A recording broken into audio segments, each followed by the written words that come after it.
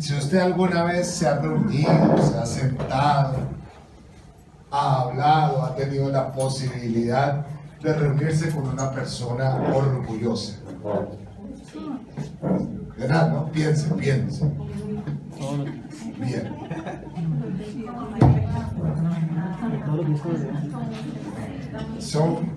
Son tenaces, ¿sí o no? Yo le voy a pedir que un minutico le cuente a la persona que está a su lado ¿qué recuerda más de esa persona orgullosa? Hagámoslo. Le saluda a la persona que está a su lado, de golpe no la conoce, dígale cómo se llama y tome un minutico para comentarle acerca de qué características vio en esa persona.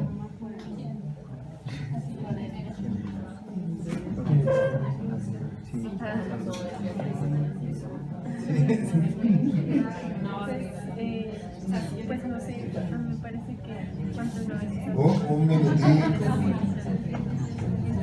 De golpe esa persona orgullosa es usted.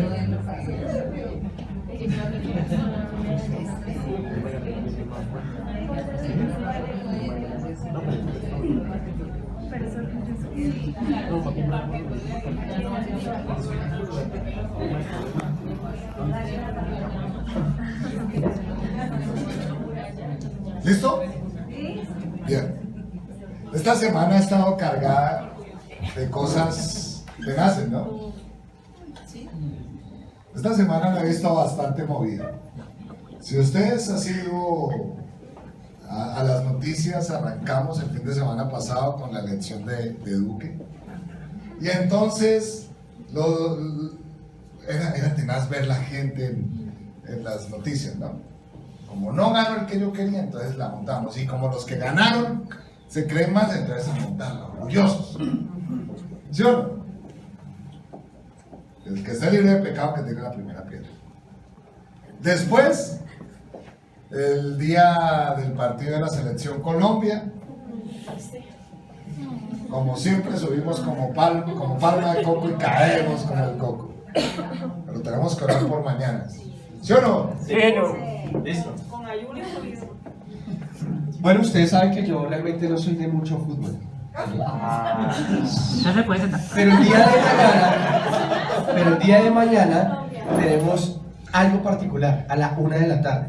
Y ¿Una rifa? es que me tocó comprar esto. Y los queremos. No, yo tenía otra, pero la regalé, ¿sí? Tan orgulloso. Sí, eso se llama. Es que nunca me las pongo. Pero esta vez, tú que me grabas y que vas a subir ese video, por favor, mañana invitemos a nuestros papás a ver el partido en la sede de La Soledad. O en la casa de ustedes, pero preferiblemente, si quieren compañía, si se quieren sentir consentidos y demás, traigan a sus papás el día de mañana a la 1 de la tarde. Pongámonos nuestra camisa, nuestra camiseta, y si Colombia pierde,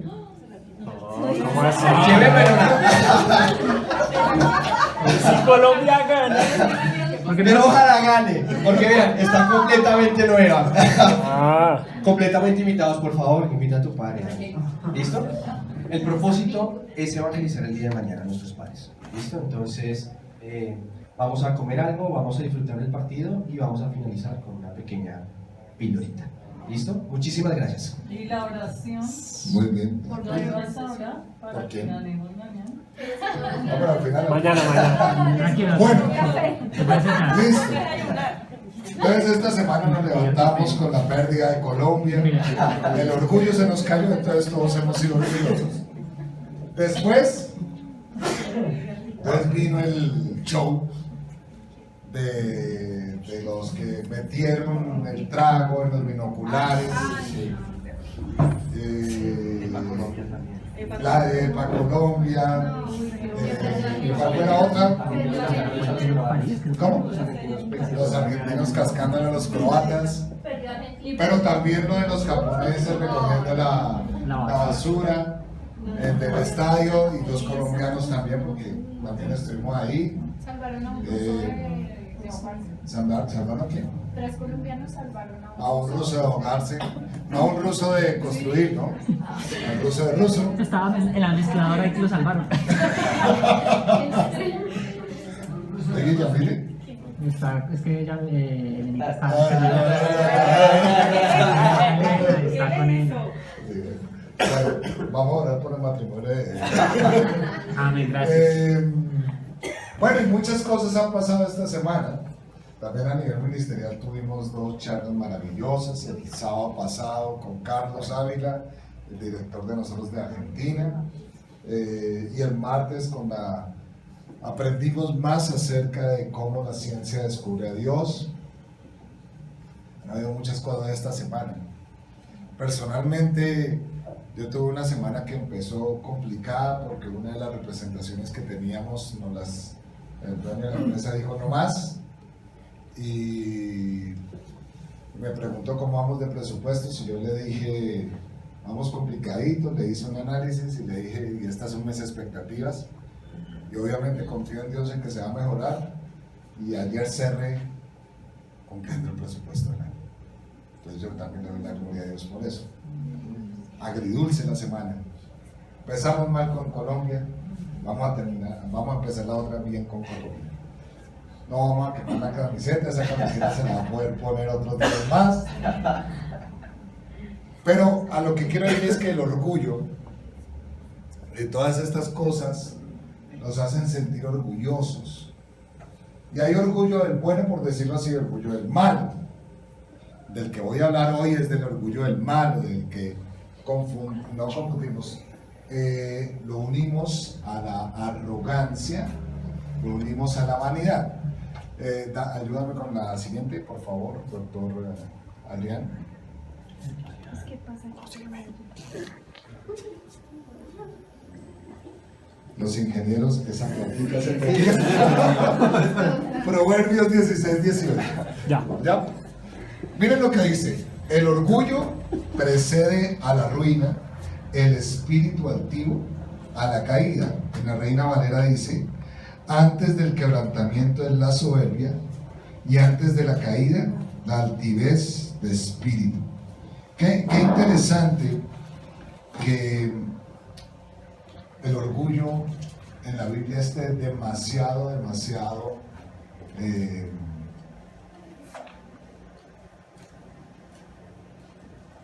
pronunciado, y Dios nos dice continuamente que olvidemos, que nos curemos continuamente del orgullo.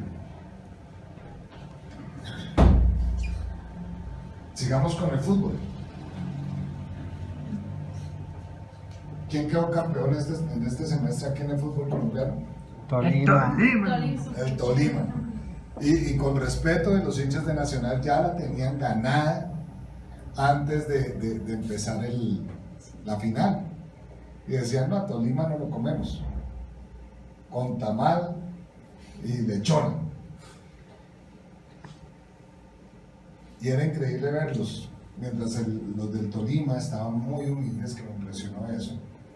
Y es más, si ustedes se dieron cuenta, uno de los jugadores, Rafael Roballo, siempre los guiaba en oración, terminaban el partido, cuando perdieron en Ibagué, se arrodillaron, oraron, le agradecieron a Dios, nadie daba un peso, y van y ganan en Medellín. Este año como que Dios les está enseñando algo a los de Nacional. Ah, no, a los de Nacional. Les está enseñando humildad. ¿Cuántos años? Lo digo porque este año han perdido 2 finales. ¿Cuántos años Millonarios fue el más orgulloso? ¿Y cuántos les llevamos como 10 títulos de ventaja y nos alcanzaron y nos pasaron? Digo, y no es porque yo soy de Millonarios,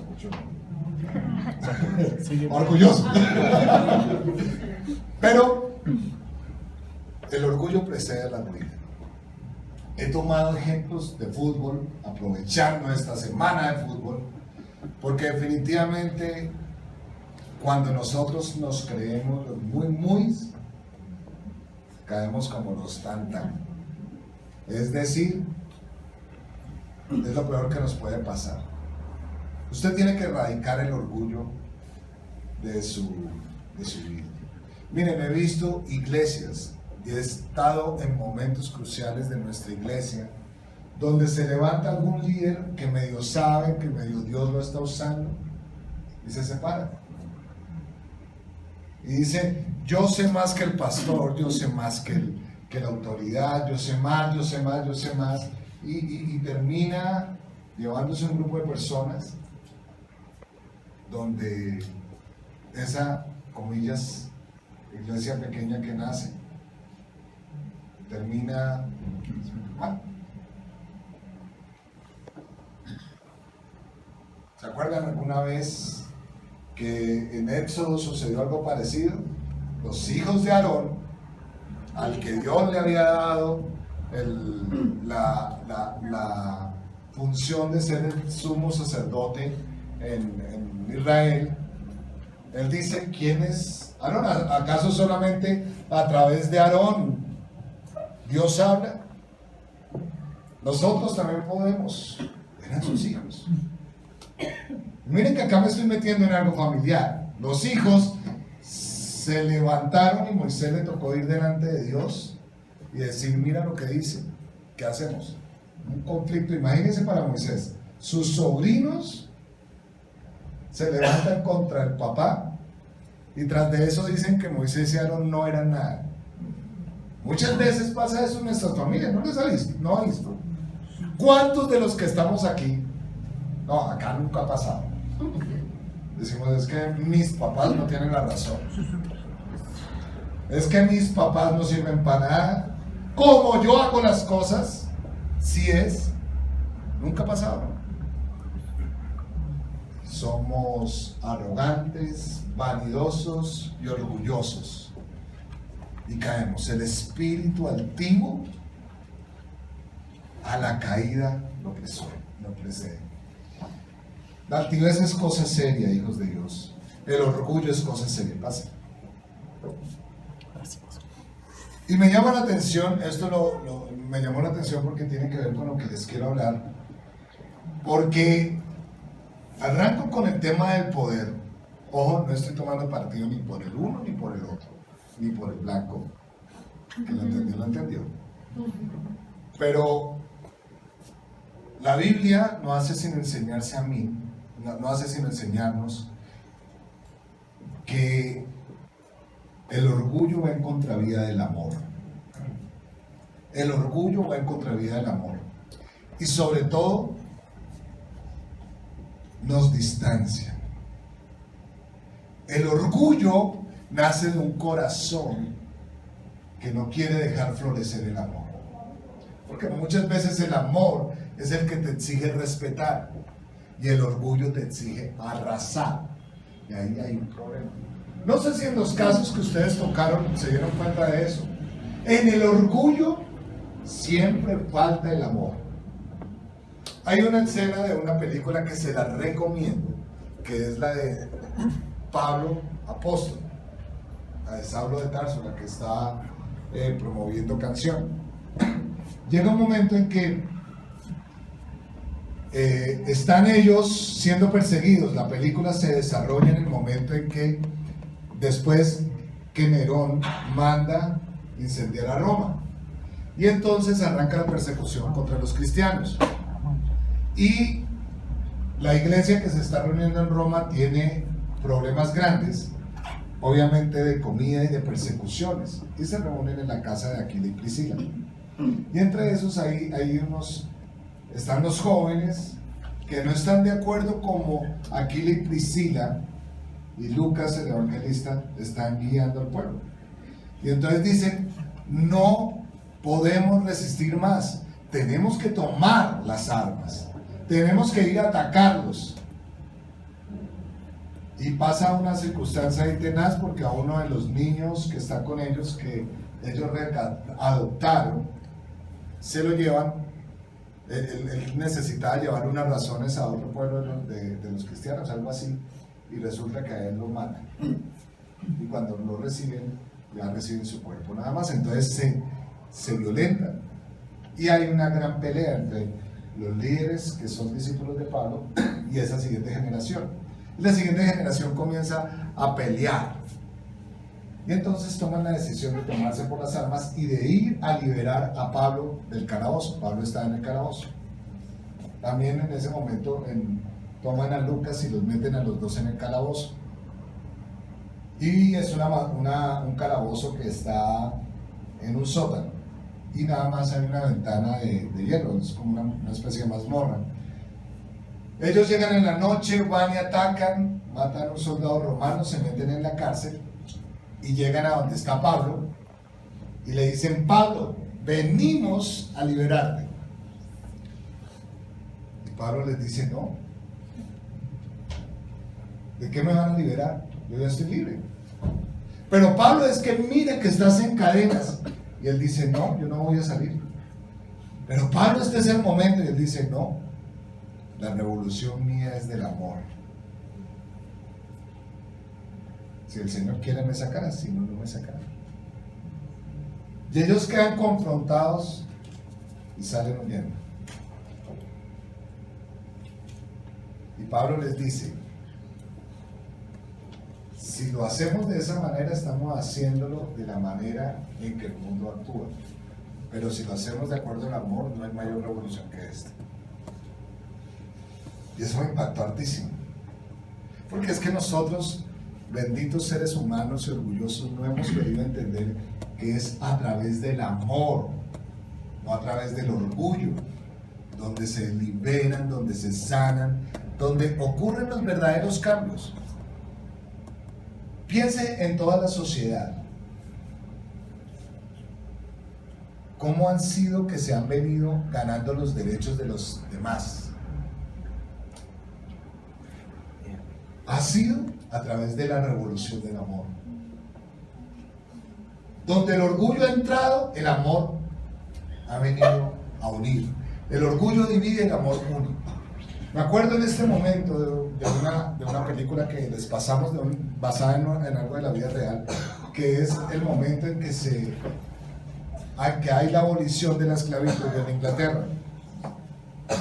La persona que estaba allí tenía un amor tremendo por los esclavos que traían de África. Y él peleaba contra la Cámara de los Lores allí en Inglaterra por eso.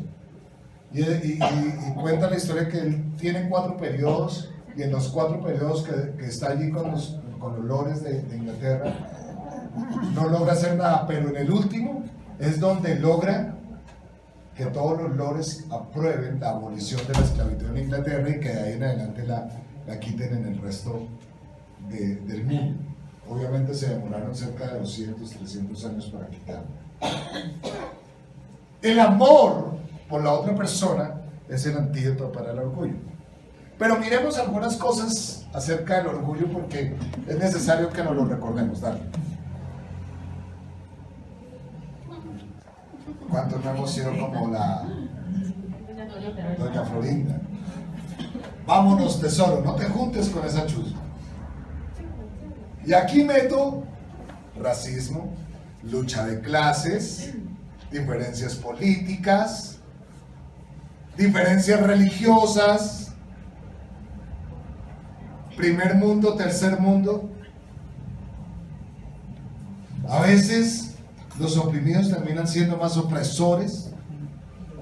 Una vez estuve en Ecuador, en la mitad del mundo, allí en el monumento de la mitad del mundo, y entré a un lugar que es un museo que hay allí, y era un antropólogo. Me mostró todas las cosas que estaban ahí. Él me decía: ¿usted cómo cree que está el mundo parado en el espacio? Y yo le dije: bien, es que ha sido una manipulación de los países ricos, y entonces, como usted ve el mapa mundi, arriba está América del Norte, abajo está América del Sur, y eso es una opresión tremenda, porque en el universo no está así, está al revés, todos estamos igual. Y yo, wow, me iba convenciendo, y después me puse a pensar, pero es la misma vaina. Alguien va a estar ayudando. El concepto no está en cómo presentemos una lucha. El concepto es que nosotros no satanicemos a los demás. Mira lo que dice. Esta es una imagen a ver si la cogen. ¿Qué rey será? Salomón. esta? Salomón. Bien, Salomón. Salomón fue el hombre que más escribió acerca del orgullo, pero desafortunadamente él se volvió orgulloso y al final de sus días se apartó tanto de Dios que permitió que entrara. Todo lo que escribió allí en el libro de Proverbios permitió que entrara a su tierra Israel. Qué triste, ¿no? Tal vez por eso el Señor nos dice que cuando más nos sintamos fuertes, digamos débiles somos, y nos acerquemos más al Señor. ¿Quién piensan ustedes en la Biblia que ha tenido mayor revelación después de Jesús y de Moisés? De Dios. ¿Quién dicen ustedes? ¿Salomón? No, revelación, experiencias. David. Pablo. ¿Saben quién pienso yo? El apóstol Pablo. El apóstol Pablo mismo dice que él estuvo en el tercer cielo. En la presencia de Dios se le enseñaron cosas tremendas. Y él cuando está contando eso, y dice, pero ¿saben qué? Me fue dado un aguijón del Espíritu. Y yo le he dicho al Señor, quítalo de mí 3 veces. 3 veces implica muchas veces. Y solamente he recibido de parte de Dios, bástate mi gracia. El antídoto para el orgullo no solamente es la humildad, es la gracia del Señor, es reconocer que no somos nada. Y hoy estoy tirando piedras para todo lado y que me caigan también. Nosotros como cristianos muchas veces nos creemos los duros. Tenemos la verdad. Y eso no es correcto. No es correcto, hijos de Dios. No tenemos la verdad. La única verdad es Jesús. Si lo tenemos a Él, tenemos es su verdad, no nuestra verdad. No nuestra interpretación, porque caemos muchas veces en el mismo error de los fariseos. ¿Se acuerdan? Jesús les dijo, hagan como ellos les dicen, pero no sigan las tradiciones de hombre que ellos enseñan. Y recuerden que Jesús siempre expresaba todo en amor. Qué tristeza, muchas veces nosotros pudiendo haber ganado mucho más espacios, no solamente en el nivel de sociedad, sino en nuestras familias, con nuestros hermanos, con nuestros amigos, la hemos embarrado porque nos creemos que tenemos la verdad. Sí, Jesús dijo, yo soy la verdad. No dijo, Rodrigo es la verdad. Dijo, yo soy la verdad. Eso es tremendo, hijos de Dios. Sí. No sé si me lo alcanzan a leer allá, pero me encanta, con que me vean esta imagen es suficiente. La palabra hebrea, que es orgullo, se deriva de un término que significa hinchado o elevado. La persona orgullosa o arrogante tiene un ego hinchado. Es como la levadura. Nos creemos mucho. Y qué interesante que la raíz de la palabra hebrea tenga que ver con hinchado, tenga que ver con elevado. Si lo ponemos en este momento en nuestro lenguaje, sería alzados. ¿Cuántos de nosotros somos alzados? Somos muy alzados continuamente. Demasiado. Me gustó esta porque muchos de nosotros nos vemos así. Más grande de lo que somos. Qué bueno sería que nosotros conserváramos el tamaño de quienes somos. Que nos viéramos no ante el espejo de nosotros mismos, sino ante el espejo de Dios. Y nos diéramos cuenta cuán diminutos somos. Hay veces que nosotros tendríamos que entender lo que es la Tierra en proporción con todo el universo. Ustedes se han dado cuenta, ¿no es cierto? Hablamos, la Tierra es un planeta demasiado diminuto para todo el universo que hay. Es como Dios diciéndoles, ustedes no existirían si yo no hubiera tenido gracia de ustedes. No hubiera pensado con amor de ustedes. Eso es tenaz. Proverbios 26:12. ¿Quién me lo puede leer allí? O en su Biblia. Ok, lo puse. ¿Has visto un hombre sabio en su propia opinión? Más esperanza hay del necio que de él. Miren qué interesante. Consecuencias del orgullo. Hay una primera consecuencia y es que el orgullo no nos da felicidad duradera. Mira lo que dice. ¿Has visto un hombre sabio en su propia opinión? Más esperanza hay del necio que de él. ¿Cuántas veces hemos visto a nivel de negocios, a nivel de trabajo, a nivel familiar, personas que dicen lo que yo diga es y punto? Lo peor, ¿no les ha pasado? ¿No han visto esos ejemplos alrededor suyo? Es más, usted mismo, ¿cuántas veces por su orgullo ha impedido que su familia tenga prosperidad? No solamente en el área financiera, yo estoy hablando bienestar. El orgullo no nos deja tener bienestar. Es más, piensen en lo siguiente. Ahorita que aquí en nuestro país, ahorita en nuestro país que estamos hablando tanto de la separación y de los divorcios, uno se da cuenta que cuando usted se sienta a hablar con las parejas que se separan o se divorcian, el orgullo es el que prevalece. No el amor, no el dar por el otro, no el dar. Eso es tenaz. Que no ocurra así con nosotros, hijos de Dios. El orgullo es una cosa tremenda. Y créanme, no puede esperar usted felicidad duradera. ¿Cuántos de nosotros, piense en usted, el orgullo lo llevó a perder oportunidades? El orgullo lo llevó a perder familia. El orgullo lo llevó a perder hogares. El orgullo es cosa seria. Porque es que, ¿saben qué está detrás del orgullo? Nosotros, usted, su ego, su carne. ¿Y usted se sabe el manual de instrucciones de la vida? No. Por eso es que necesitamos el manual de instrucciones del Señor, que Él sí nos guía como debe ser. Esto es cosa seria. Mira la segunda consecuencia.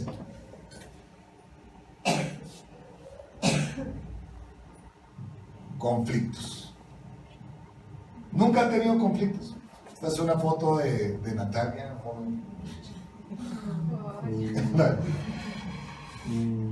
Pero ya que la tocamos. El de corazón orgulloso provoca disputas, dice la Biblia. ¿Cuántos conflictos hemos desarrollado por el exceso de orgullo?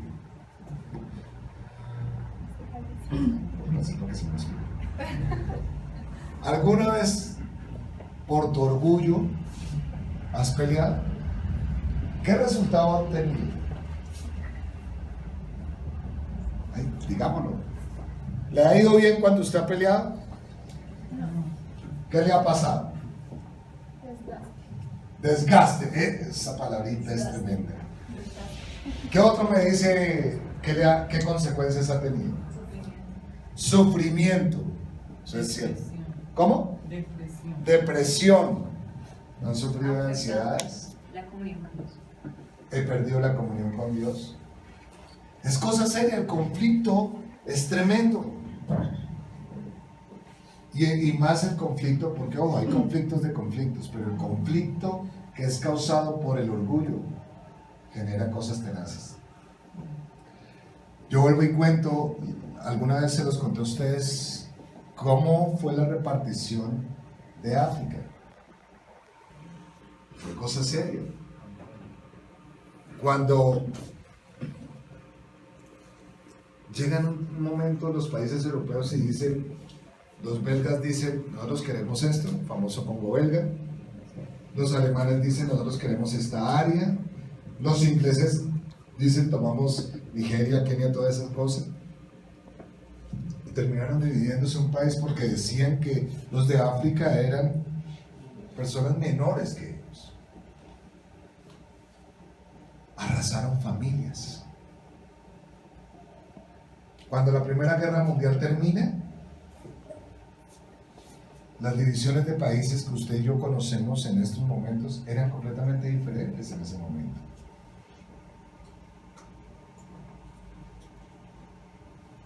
Inclusive se las encargaron a topógrafos que ellos decían: ¿qué hacemos? ¿Cómo vamos a dividir familias? Muchos de los problemas que hay en Medio Oriente vienen por eso. Echamos la culpa a los palestinos y a los israelíes, pero no nos damos cuenta que vienen desde esa época. O sea, hijos de Dios, lo que quiero que ustedes me entiendan es que el conflicto hace cosas tenaces, provoca disputas y sobre todo basado en el orgullo. Porque ¿saben qué es lo que pasa con el orgullo? Que es que yo soy el que quiere ganar por encima del otro. Eso no es correcto. Ahora en las familias, las peleas entre esposo y esposa son cosas serias, entre hermanos. Sí. ¿Quién me ayuda leyendo Proverbios 18:12? Al fracaso lo procede la soberbia humana, a los honores lo precede la humildad. Mira, si tú eres orgulloso, vas a tener caída. ¿Me permiten un dicho popular? ¿Cuál? El que escupe hacia arriba, En la cara le en la cae. cara le cae.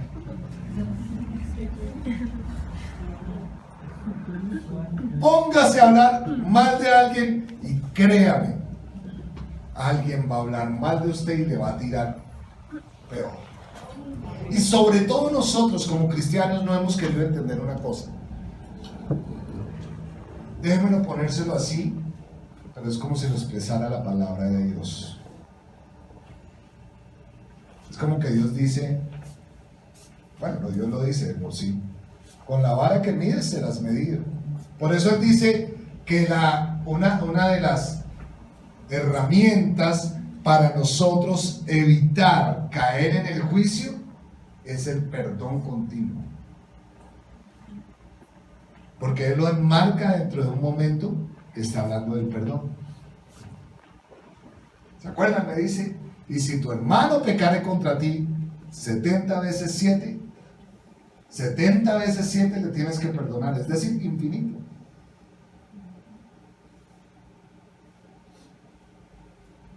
¿Me están siguiendo? Miren, la caída es cosa tremenda. Al fracaso lo procede ¿qué? La soberbia ¿qué? Humana. Soberbia tiene que ver también con esta misma raíz de orgullo, tiene que ver con altivez.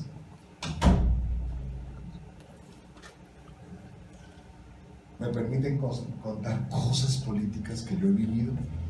No de acá de Colombia. Ustedes saben que estuve en Ecuador hace unos 15 días. Y me ha tocado desde que estoy trabajando en la empresa, yo estoy viajando a Ecuador desde 2002, 2003. Me tocó toda la transición del presidente Correa y ahora que esté el presidente Lenin. Pero una cosa que a mí siempre me impactó del presidente Correa eran sus famosas sabatinas. Pues todos los sábados él tenía un programa que era en las mañanas donde él arrancaba a mostrar sus cosas de gobierno, pero a la par, para decirlo bien, hablaba de sus opositores. Y en los últimos tiempos, cuando él comenzó a hablar de sus opositores, comenzó a hablar muy fuerte de ellos. Y de una manera orgullosa, desafortunadamente. Ahorita se le ha ido mucha gente, según lo que me cuentan los compañeros ecuatorianos, se le dio mucha gente de su famosa revolución verde, ciudadana, pues. Y es más, se dieron cuenta de muchas de esa serie de comillas, como ellos mismos me lo decían, mentiras o ataques, y ahorita se está quedando sin la base política que tenía. Algunos dirían, le voltearon el cuerpo. Es más, eso están diciendo de Lenín Moreno. Pero a la gente lo que más le enervaba era la soberbia como hablaban. Y a mucha gente hirió, inclusive si ustedes han leído, esa es otra cosa que arrancó, que encontraron en estos días, que desde presidencia salió la orden de matar a uno de sus opositores. Cuando digo de presidencia, no estoy hablando que sea él, estoy hablando que eso es lo que dijeron las noticias. Y allá en Ecuador estaban peleando ahorita para meterlo dentro de un juicio político. Lo que le quiero decir es que al fracaso lo procede la soberbia humana. Es impactante ver que hace unos años era el grande, ahorita no. Ahorita tiene apoyo, pero no tiene el apoyo que tenía. No ha salido un video con respecto a Hugo Chávez cuando comenzó a hablar de Israel. Que yo no sé si será así, pero lo que sí tengo claro es que cuando yo me siento el que la tengo toda, viene un fracaso grande sobre mí. Dígale al de al lado, despiértate que te duermes. Sobre todo usted que es el de las presentaciones. Sí. Y dile estas palabras. Al fracaso lo procede la soberbia humana. No seas soberbio. Doña Mariela, la quiero mucho.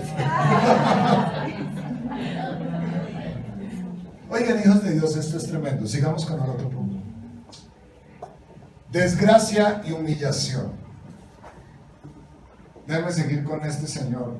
Yo una de las cosas que pienso es, después de haber estado sobre Ecuador, me sentiría mal que se hubieran apartado tanta gente de mí. Que hubiera tantos voltearepas, por decirlo así.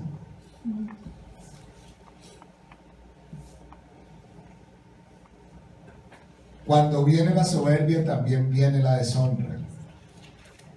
Mas con los humildes está la sabiduría. Hermanos, el orgullo nos hace estar completamente soberbios, y el soberbio va a tener deshonra. No nos vayamos tanto a política ahora vámonos a la Biblia, aunque todo lo que hemos hablado es bíblico, pero quiero comentarles un ejemplo tenaz. El ejemplo de Satanás, el ángel perfecto. Yo creo que cuando Dios creó a Satanás, dijo y vio Dios lo que hizo y vio que era bueno. Pero es increíble que tú puedes, de esto también podemos hacer una prédica bien interesante, la caída de Satanás y el ascenso de Jesús. Dice que Satanás estaba en la presencia de Dios mismo. Él, al parecer, dentro de lo que uno estudia en la Biblia, delante de Dios hay unos querubines que se ejemplifican con el arca del pacto. ¿Se acuerdan que en el arca del pacto hay dos querubines con sus alas extendidas encima del propiciatorio? Es más o menos, es lo que nos expresa la palabra de Dios que había delante de Dios. Y la Biblia habla que Satanás era el querubín protector. Es más, la Biblia habla que él era el lucero de la mañana, que él era el luzbel, que luzbel significa lucero. Y dice también que un día él veía la adoración que los ángeles le daban a Dios, y él dijo: yo quiero esa adoración para mí, me sentaré en el trono de Dios. y toda la adoración que le dan a él, que sea para mí. Y ahí arrancó su caída. Dios es loco. Dios es loco. Dice que el vestido de Satanás es de flautas, tamboriles, era adornado con joyas preciosas, o sea, debía ser algo tremendamente. Mejor dicho, quiero decirlo de esta manera: la clase de belleza que usted y yo tenemos delante de Dios debe ser completamente diferente. Nos vamos a llevar unas sorpresas tremendas y vamos a decir: esto está hermoso. Y dice que el Señor arranca una guerra tremenda en los cielos, y la tercera parte de los ángeles caen de la presencia de Dios a los lugares celestiales.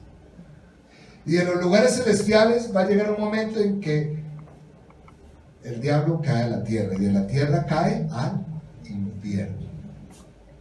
O sea, mire. Pero en cambio, Jesucristo, ¿cómo fue? No estimó ser igual a Dios como cosa que aferrarse, y vino a la tierra. Y en la tierra se hizo siervo, hombre y siervo. Dio su vida, no tomó su vida como cosa importante a que aferrarse, sino por amor la entregó por los demás, y por esa razón Dios lo exaltó a lo sumo. Me impresiona que en la palabra de Dios dice que el nombre que es sobre todo nombre dado a Jesús no se conocía antes de que viniera Jesús. Fue exaltado a lo sumo. Y no solamente dice eso el Señor, dice que todas las rodillas se doblarán ante Él. Si nos ponemos a estudiar, miren, la caída del enemigo, el ascenso de Jesús, la humildad, la obediencia, el amor. Miren que nosotros estamos metidos de orgullo continuamente. Estamos metidos de orgullo continuamente porque nos dicen: para ser alguien tienes que estudiar. Si tú no estudias, no vas a ser nadie. No vas a ser alguien. Perdón. Y como estudias, tienes que ganar. Y solamente cuando tú ganes, eres alguien.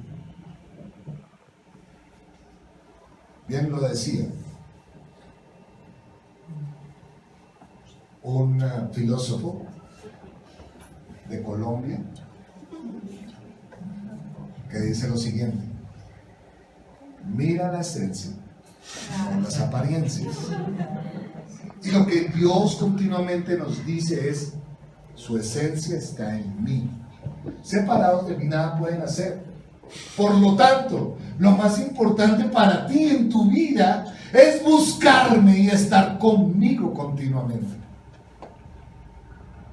Dile al lado: el antídoto para la soberbia es buscar a Dios. ¿Qué pasa cuando yo busco a Dios? Me doy cuenta quién soy.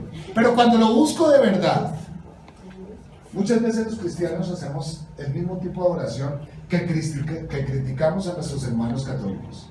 Y comenzamos: Padre, te pido por esto, Padre, dame esto, Padre, dame esto, Padre, te pido por esto. Ah, Padre, se me olvidó, dame por esto. Y gracias, Señor, por escucharme a mí.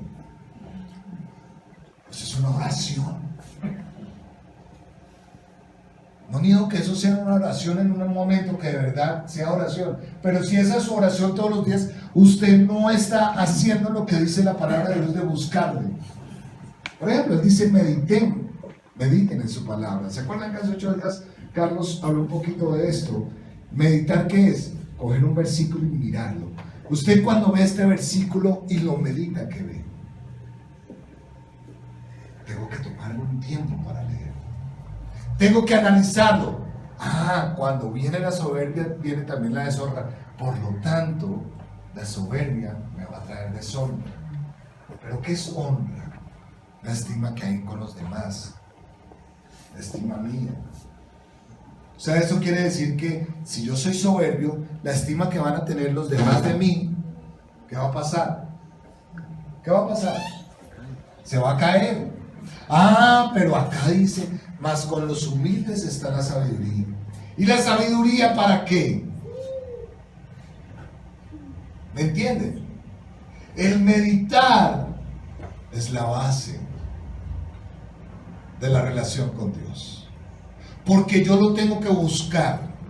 Yo tengo que intencionalmente sacar citas a solas con Él. Sigue con la otra. Vamos a Lucas 17, 11 y 19. Acompáñenme. Ahí ya lo han leído ustedes, pero mira lo que dice Lucas 17, del 11 al 19.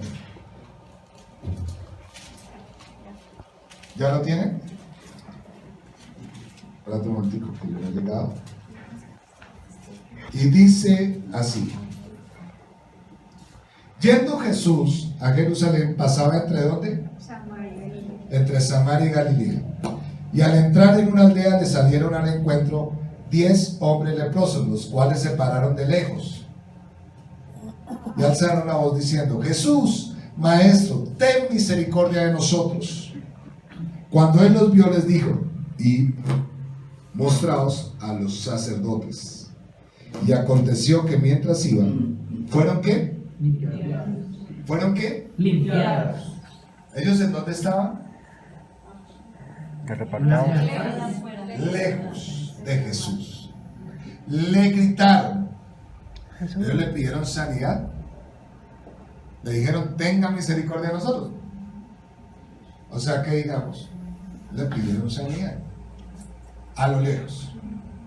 Entonces uno de ellos, viendo que había sido sanado, volvió glorificando a gran voz y se postró rostro en tierra a sus pies dándole gracias. ¿Y este era qué? Samaritano. Qué interesante que subraye, que lo mencione, que era samaritano. Y dice: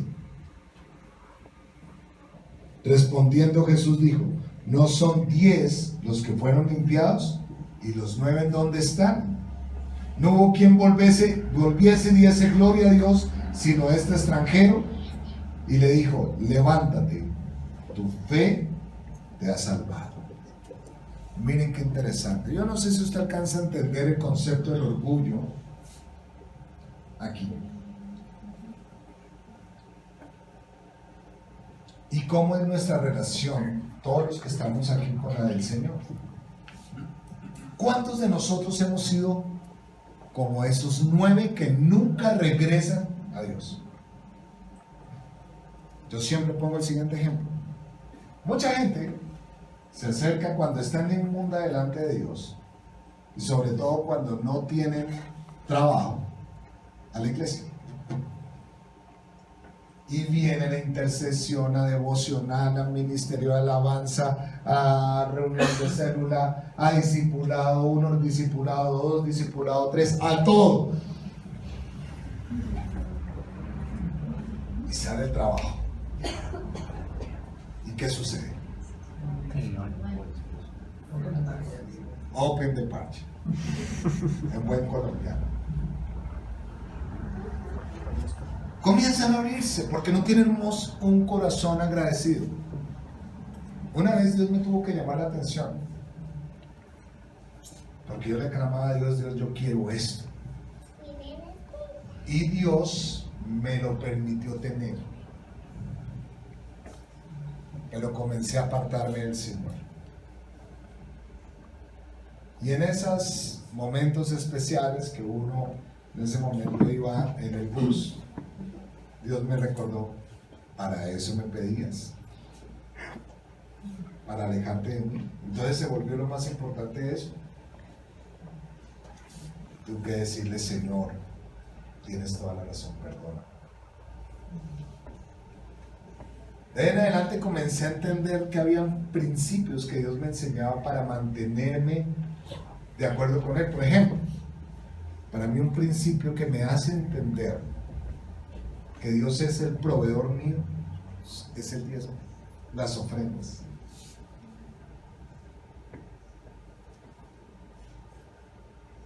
financiera, es que no hay nada más rico, creo que todos lo vivimos, que tener dinero, que poderse darse los gustos que uno quiere, está bien, pero Dios me dice, yo te lo permito, pero recuerda, sepárame siempre ese 10%. Es la manera como Dios me dice a mí, entrégame tu área financiera.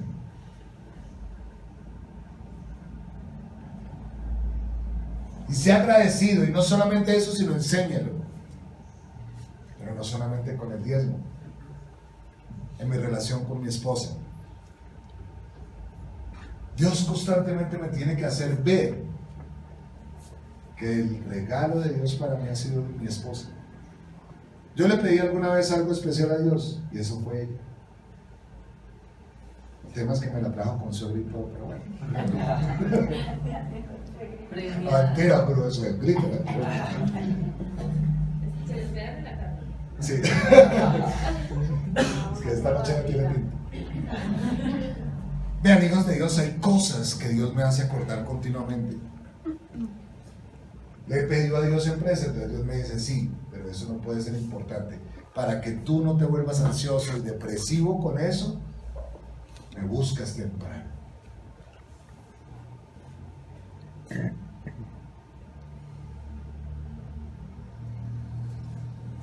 ¿Cuántos de nosotros hemos sido como estos leprosos?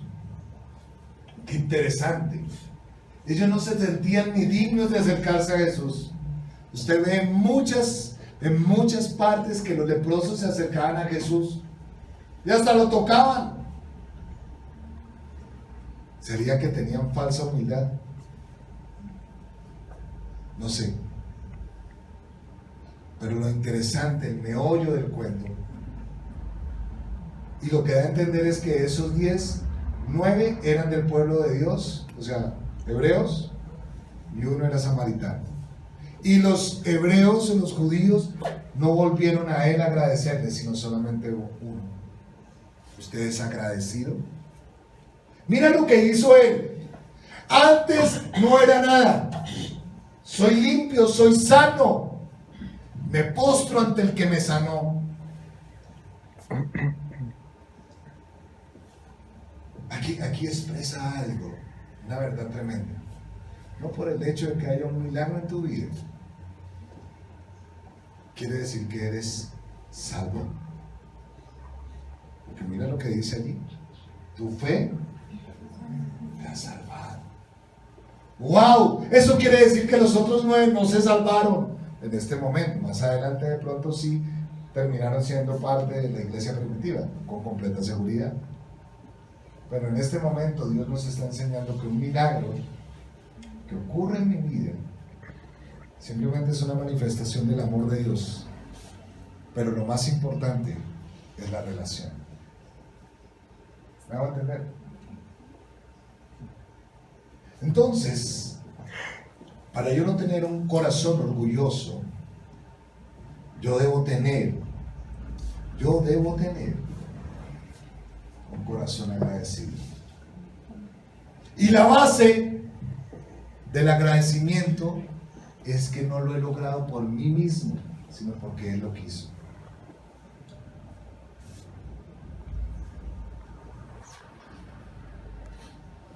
Quiero leer una historia que me llamó la atención. Dice así, escúchemele, con esto vamos a terminar. Una mujer le pidió al antiguo pastor de mi iglesia, el doctor Jim Borrow, mientras estaba de visita en una iglesia del noreste del país, que hablara con su marido, un empresario multimillonario que tenía en su empresa miles de empleados.